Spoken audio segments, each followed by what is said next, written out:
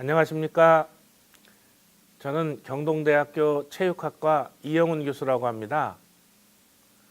학교에서 여러분들을 많이 뵀었지만 그래도 또 이렇게 영상으로 여러분들과 오늘 할 얘기가 있어서 이렇게 카메라 앞에 섰습니다. 오늘 여러분들하고 하고 싶은 얘기는 여러분들이 현재 취업한 학생들도 있을 것이고 또 취업을 준비하는 학생도 있을 것입니다. 그래서 취업과 또 혹은 그거에 대한 경력 관리 이런 거에 대해서 여러분들하고 얘기하고 싶습니다.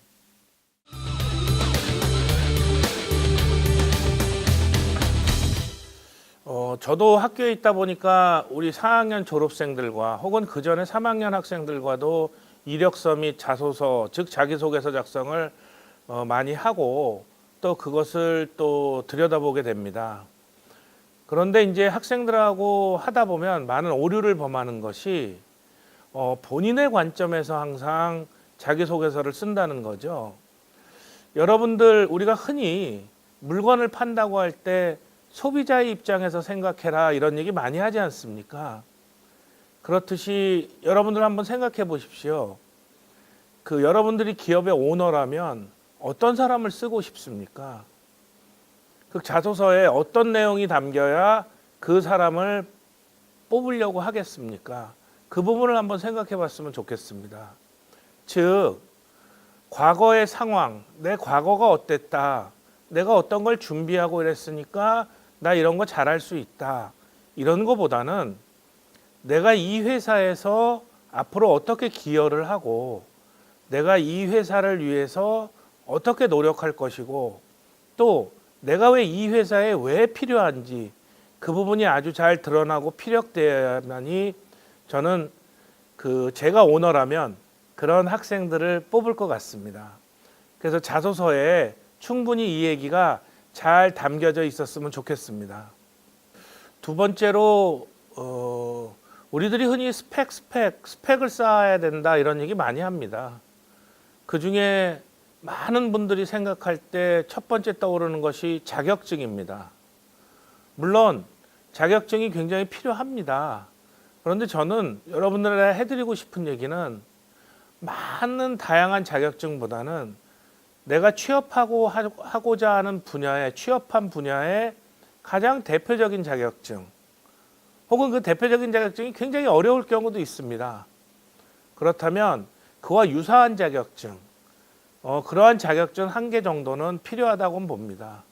하지만 너무 스펙을 위해서 많은 자격증 취득을 무의미하게 한다는 것은 전 필요치 않다고 봅니다. 그거보다는 저는 다양한 좀 인문적인 소양이 좀 필요하지 않나 이렇게 생각합니다.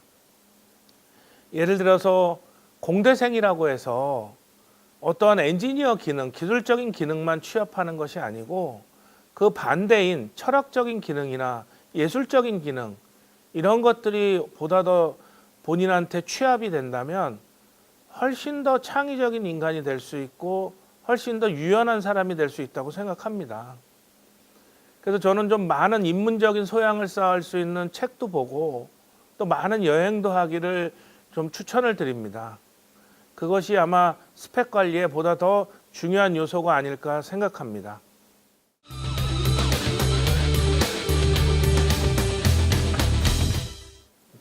저는 굉장히 중요한 부분이라고 생각합니다. 제가 여기 매년 갖고 다니는 우리 학교 수첩이 있는데 이 수첩을 보면 제가 이렇게 항상 매년 오려서 이렇게 붙여놓는 것이 있습니다. 이렇게 저희 학생들하고 얘기를 좀 하고 싶어서 이 내용이 뭐냐면요. 사실은 지금 100대 기업이 어떠한 인재상을 원하는 겁니다. 그런데 지금 우리가 10년 전, 지금 2019년이니까 혹은 2008년에는 1순위가 창의성이었습니다. 그 다음에 전문성, 도전정신 이렇게 내려갑니다. 5년 전 2013년에 1순위가 도전정신으로 바뀌고 2순위가 주인의식, 3위가 전문성이었습니다. 그런데 작년에 조사해 봤을 때 100대 기업을 조사해 봤을 때 1위가 뭐였냐면 소통과 협력이었습니다. 2위가 전문성이었습니다. 여러분들 불과 5년 전, 10년 전에는 없었던 소통과 협력이 기업에서 원하는 가장 큰 인재상으로 변했다는 겁니다. 우리 조직에 와서, 우리 회사에 와서 얼마나 조직원들과 잘 융합하여 이 일을 추진할 수 있는 사람인가 하는 걸 가장 첫 번째 능력으로 본다는 것입니다. 그러려면 그분들하고 잘 소통하고 협력하는 인성이 굉장히 중요하다는 것입니다. 여러분들 잘 들어야 됩니다. 남의 얘기를 잘 귀 기울여주고 잘 경청하고 또 그 부분의 얘기들을 잘 수용하고 또 그분들의 얘기를 잘 공감하고 이래서 내가 이 조직의 톱니바퀴처럼 굴러가서 톱니의 역할을 하면서 이 조직에 내가 필요한 사람이다. 이런 걸 남들한테 인식을 시켜야 됩니다. 기업이 원하는 1순위 소통과 협력이 왜 중요한지 여러분들 잘 생각해 보십시오. 이 밑바닥에 깔려 있는 것이 바로 인성입니다. 대외 활동은 저는 평소 저희 학과 체육학과 학생들하고 수업 시간에 이런 얘기를 많이 합니다. 물론 수업 시간 이외에 그 평상시 학생들하고 얘기할 때도 많이 하지만 제발 기숙사에서도 그렇고 평상시에도 그렇고 체육학과 학생들만 하고 어울려 다니지 말고 탁과생들하고 항상 관계를 돈독히 하고 탁과생들하고 많은 교류를 해라 이런 얘기를 많이 합니다. 그것은 무슨 얘기냐면 자기 전공에만 너무 딱 얽매여 있고 자기 전공의 분야의 사람들만 안다는 것은 교류의 폭이 좁아지는 것입니다. 인간은 사회적 동물이라고 했습니다. 혼자서는 절대 살 수 없습니다. 여러분들이 취업해 있는 그 부서의 직원들만 내가 알면은 잘 되겠지 한다는 생각은 결코 오판입니다. 타 부서의 사람들과 또 혹은 타 회사의 사람들 혹은 나와 관계없는 부서의 사람들이라도 우리 지역의 사람들 이런 사람들과 많은 교류를 해야만 보다 자기의 풍성한 인맥이 형성되는 겁니다. 어떤 분은 이런 말씀을 하셨습니다. 앞으로의 사회는 휴먼 네트워킹이다. 앞으로 성공하는 사람은 휴먼 네트워킹이 뛰어난 사람이 성공할 것이라고 했습니다. 그렇듯이 얼마만큼 많은 다양한 사람을 아느냐, 얼마만큼 많은 대외 활동을 하는 것이 중요하느냐 이런 것을 의미하는 얘기일 것입니다. 그래서 여러분들이 작은 곳, 자기의 조직, 자기 내부에만 너무 집중하기보다는 끊임없이 밖으로 뻗어나갈 수 있도록 많은 활동을 좀 해주시기 바랍니다.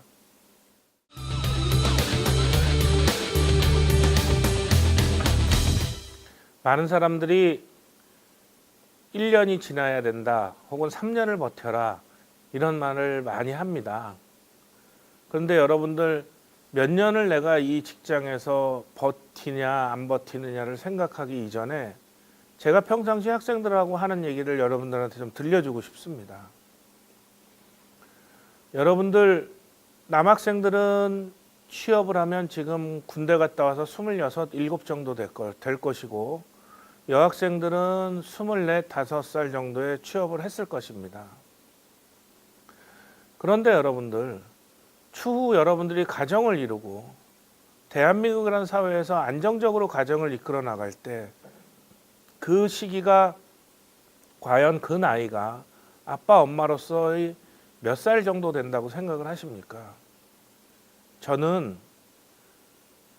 대한민국에서 40대 후반 혹은 중후반 혹은 50대 초중반 요때 가정이 가장 안정적으로 이끌어져야 된다고 생각을 합니다. 왜냐하면 이때 우리의 자녀들이 고등학교, 대학교를 가는 시기이기 때문입니다. 그렇다면 여러분 한번 또 생각해 봅시다. 우리가 어떠한 직장에 취업을 해서 몇 년을 버티고 몇 년을 버틴다 이런 개념보다는 내가 앞으로 경제적으로 완성도를 가져오고 돈을 쉽게 해서 돈을 가장 많이 벌어야 되는 시기가 40에서 50대라면 지금 여러분들 20대 후반, 30대 또 40대 초반까지는 그때를 위해서 충분히 투자하고 힘듦을, 어려움을 감수해도 되는 시기라고 저는 생각을 합니다.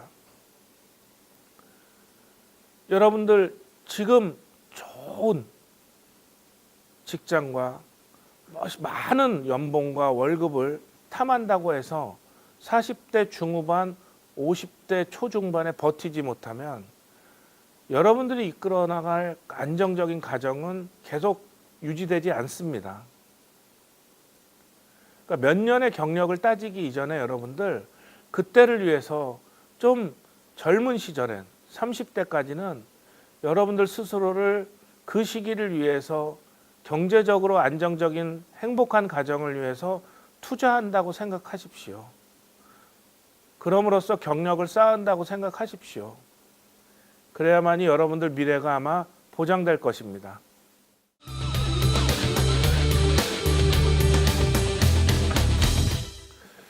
이직은 저 개인적으로 필요하다고 봅니다.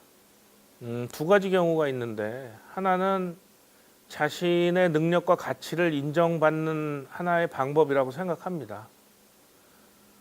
여러분들이 충분히 그 회사에서, 그 조직에서 충실하게 생활하고 능력을 인정받는다면 보다 좋은, 나은 대로 우리가 쉽게 얘기하면 점프한다고 하죠.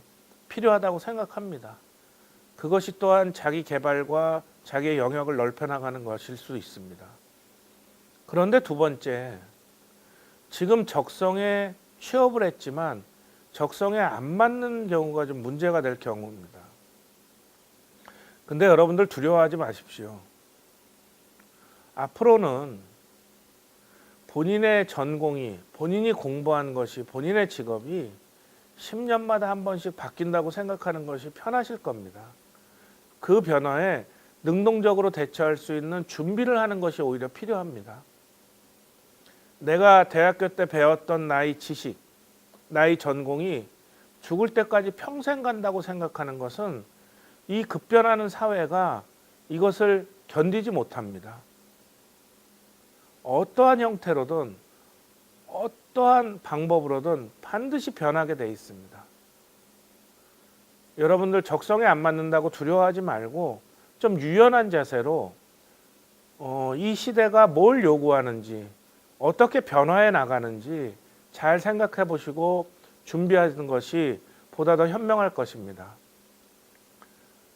결론적으로 얘기하면 이직을 너무 두려워하지 마십시오, 여러분. 긍정적이든 부정적이든 저는 필요하다고 봅니다.